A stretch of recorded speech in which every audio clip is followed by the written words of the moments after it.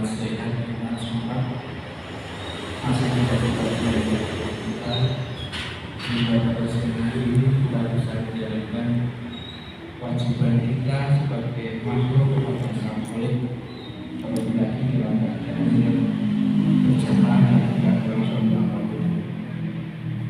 Salawat juga salam semoga tercurah kepada junjungan kita yang Rasulullah Muhammad sallallahu alaihi wasallam. Jamaah sudah dulu yang dirahmati Allah, insya Allah sampai jam 12 akan lama. Ingin saya sampaikan bahwa ada salah satu surat di dalam Al-Quran, yaitu di surat Ibrahim ayat ke-14. Saya biasanya kalau ingin mengingat satu surat yang saya anggap penting, itu saya ingat itu nomor suratnya, kemudian di belakangnya nomor ayatnya. Untuk memudahkan mengingat itu 14 22. Jadi surat Ibrahim ayatnya 22. Nah, apa istimewanya dari surat Ibrahim ayat ke-22 ini? Ini ayat yang mudah kita pahami, mudah kita mengerti, dan kalau itu gampang dicerna ayat ini. Begini bunyinya ayat ini, dan saya mengatakan bahwa kita bersyukur kita mendengarkan ayat ini bukan pada saatnya yang mengucapkan ini besok, karena ayat ini mengisahkan bahwa ini adalah sebuah kejujuran dari setan yang diabadikan oleh Allah di dalam Al-Quran. Dan kejujuran setan ini besok pada saat setelah dari perhitungan selesai, perhitungan amal selesai, itu baru diucapkan. Nah, kalau kita mendengar pada saat itu artinya kalau kita termasuk orang-orang yang memang diberikan jatah yang amalnya baik, insya Allah akan senang. Tetapi kalau pada saat itu kita termasuk orang-orang yang amalnya kurang, maka akan menyesal kalau mendengarkan ayat ini pada saat kita sudah besok setelah hari perhitungan selesai. Ayatnya begini. Bismillahirrahmanirrahim.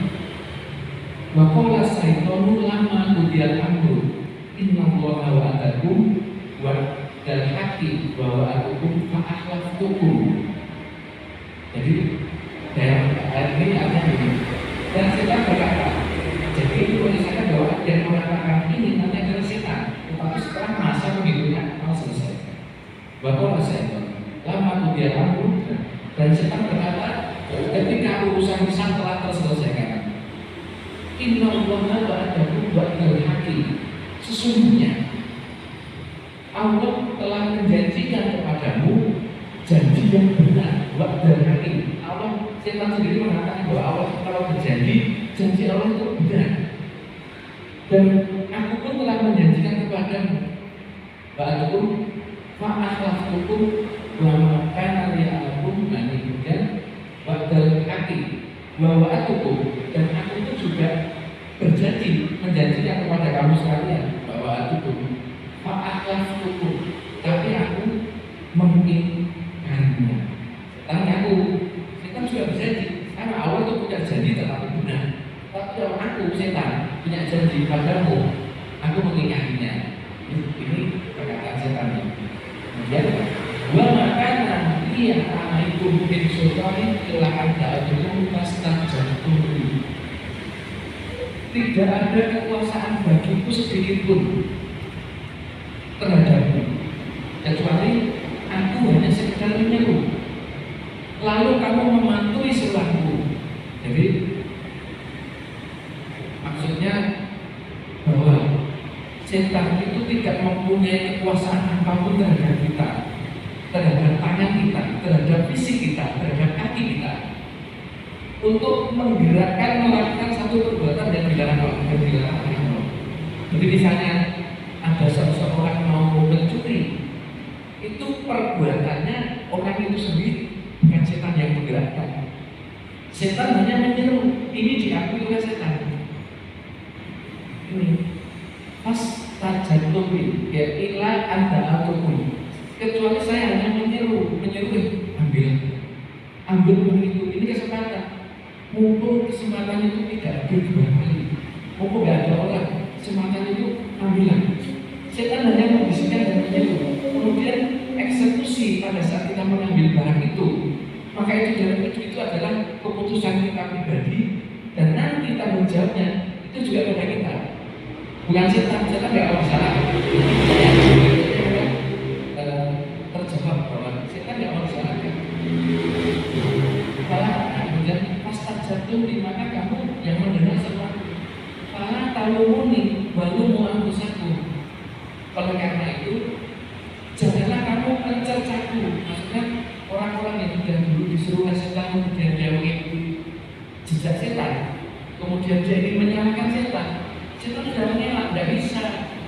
Kamu tidak bisa mencercaku.